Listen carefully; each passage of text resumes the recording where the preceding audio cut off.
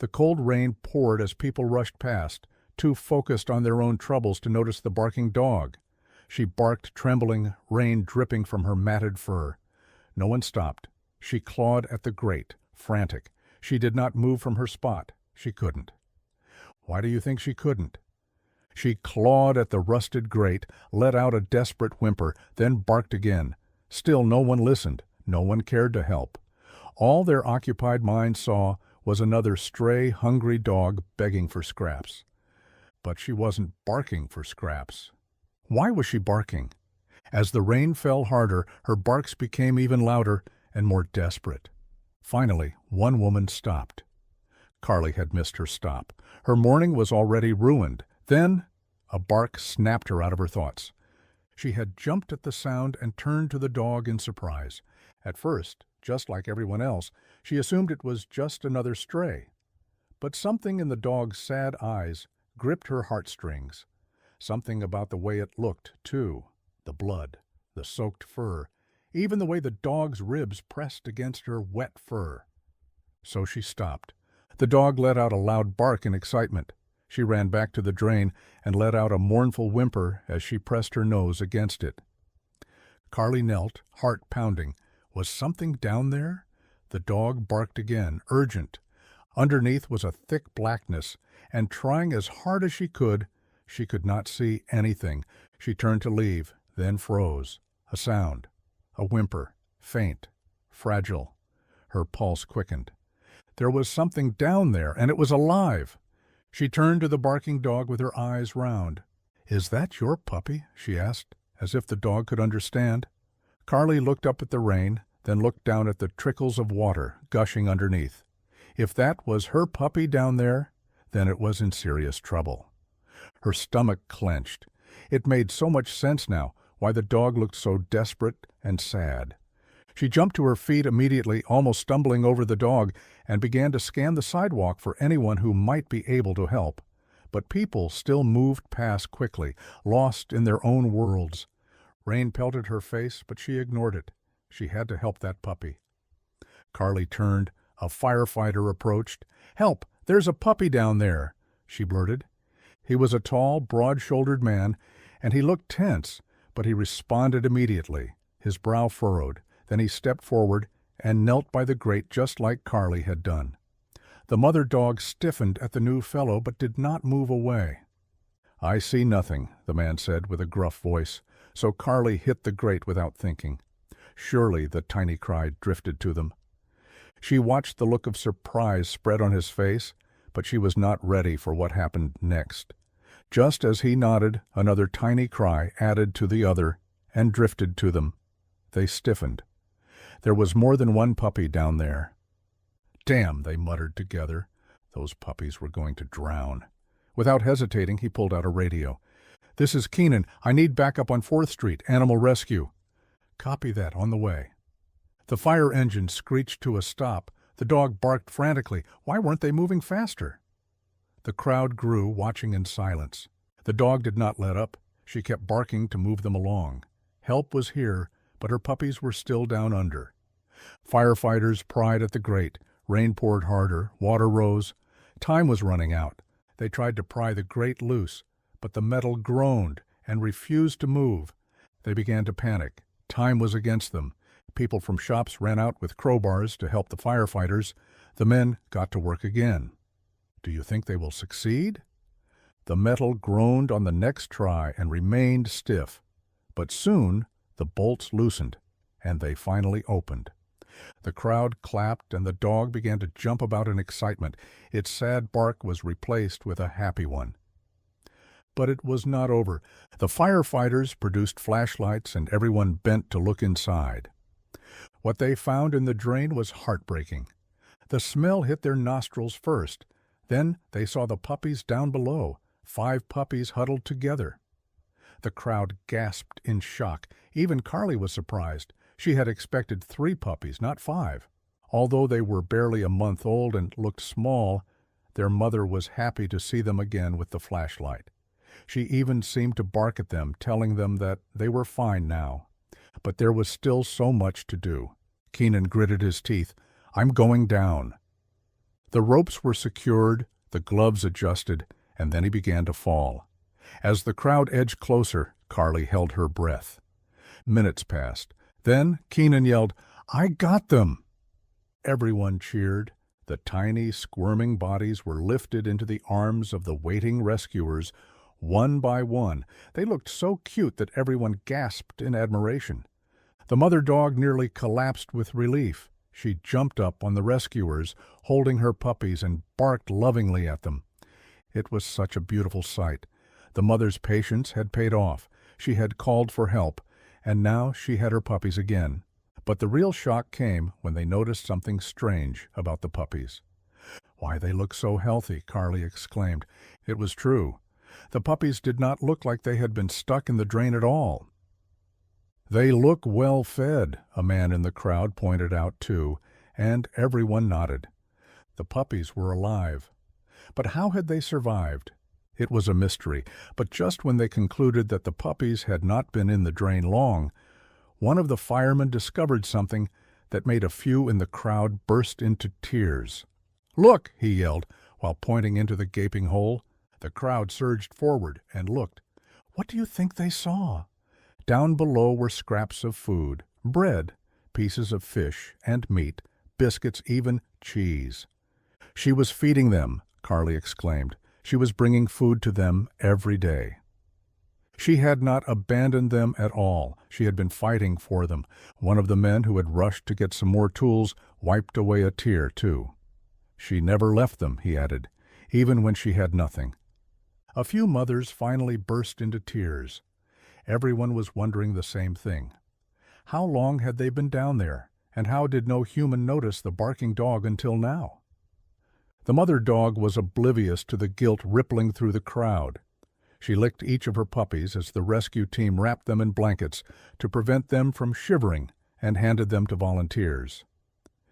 Even when they were with the volunteers, she did not stop. The volunteers cradled them against their chests, but she wove her body around them, licking each puppy and making sure they were safe. Her tail wagged happily and her yipes were louder. But just when everyone thought the rescue was over and began to disperse, the mother frog did something unexpected that revealed one final heartbreaking twist. The dog froze. Then she bolted to the drain, whining. Carly's stomach dropped. "What now?" one of the firemen asked as they watched her paws scrape against the concrete in panic. Carly Thompson felt a sick weight settle in her stomach. "There's something else down there," she whispered. Keenan, always swift on his feet, grabbed a flashlight and ran back to the opening. He got on his knees again and adjusted the light so that this time it angled deeper into the drain. The beam caught glints of broken glass, old wrappers, and his hand tightened around the light. There, in the deepest corner of the storm drain, half buried beneath the rising water and rotting debris, lay a tiny, unmoving form, another puppy, smaller than the others. "The runt," Keenan muttered to himself. Then, to the rest of the crowd, he yelled, "There's a puppy down there!" They gasped, but the other firemen would not let them come close this time. The mother dog had gone into panic mode. She let out a heart-wrenching yelp and began to scratch furiously at the pavement as if she could dig her way to her puppy. "Get me down there," Keenan ordered again. The team moved quickly. A harness was secured, and the rope tightened. Again he returned to the stench of damp earth and rusted metal. When his legs touched the floor below, he moved, one careful step at a time, until he reached its tiny frame. It wasn't moving, so Keenan crouched and pressed the back of his gloved hand against the puppy's ribs. He bit his lip and waited, praying. Then he felt it.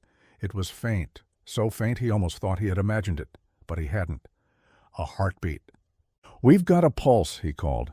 The crowd exhaled in relief, but the mother dog let out another whimper. "Hang on," Keenan murmured. Carefully, he scooped the puppy into his arms and turned to climb up to the surface. The moment he came out, the mother dog lunged forward. She sniffed her stiff puppy. She licked and cried out loud. Keenan's jaw clenched. "We have to move fast," he said. "If we don't get them to the vet now, we'll lose this one." Carly barely remembered handing over her own coat, but she watched as Keenan tucked the fragile body inside and pressed it against his chest for warmth while the other men prepared to leave. The mother dog refused to take her eyes off the tiny, struggling form of her puppy. She did not take her eyes off her other puppies in the blankets either. "We have to take all of them with us," one of the firefighters said, so they did. They grabbed the dog and the other puppies and jumped into the van. Carly joined them with a few other rescuers, and they pulled away from the curb and away from the worried crowd who watched them go. Minutes later, they were at the vet's. The examination room smelled of antiseptic, mixed with stench from the drain. The mother dog pressed against the incubator, eyes never leaving her pups.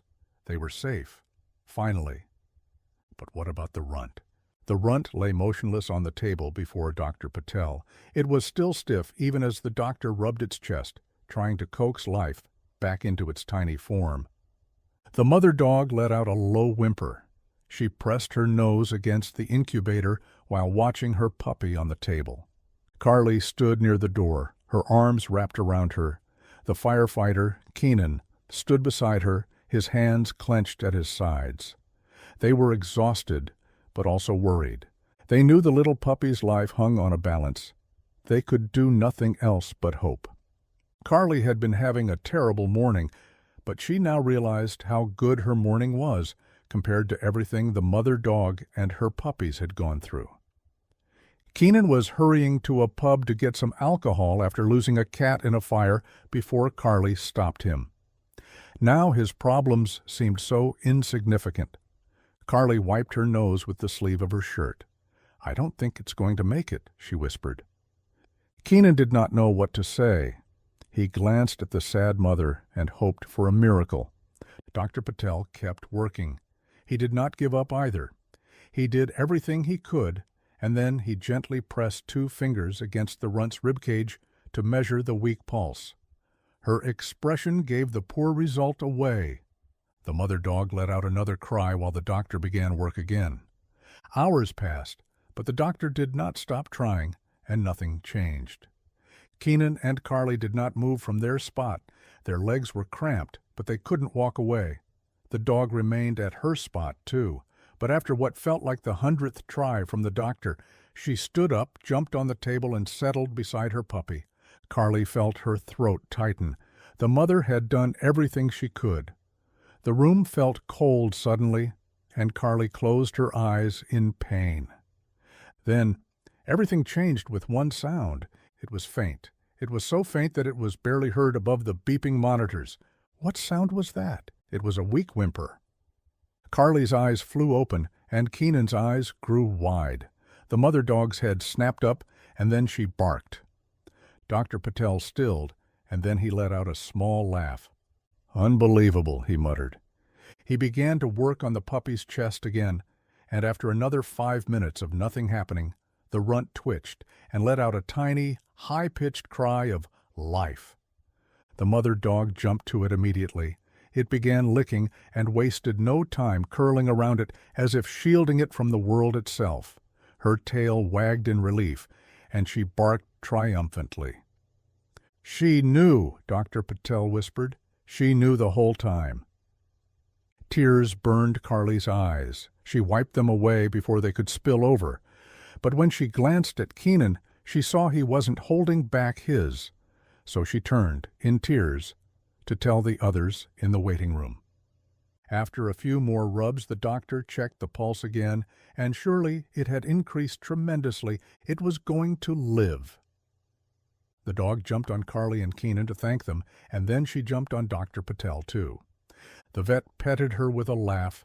Then he carefully opened the incubator and set the runt beside the other puppies. It was such a miracle and a sweet scene to witness. The smaller puppy was alive and back with its siblings. What a happy ending. Minutes later, in the waiting room, Carly asked, "What happens now?" "We can take them in, of course," a shelter worker said. "But separating them would be hard. The mother's too bonded. It would be tough to find a home that would take them all." Before Carly could reply, a voice did. "They belong together," it said simply. It was Keenan. "They belong with us," he added, and Carly blinked. "What?" "The station's been talking about getting some rescue dogs for a while." His lips twitched into a half-smile. "I think we just found them." The mother dog lifted her head and her eyes met his. Somehow it felt like she understood. That night she lay curled on a thick, oversized dog bed the fireman had set up. She tried to rest, but she listened to the sounds around her, the distant hum of the city, the low murmur of voices over coffee, and, most importantly, the breathing of her puppies, nestled by her side. She was home. For the first time in her life, she had a place she could call home. The firemen gave her a name, too. They called her Hope.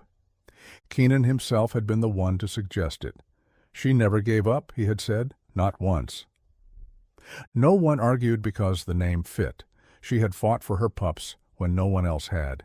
She had clawed the pavement, braved the storm, and faced hunger so they could live. And now her family was safe.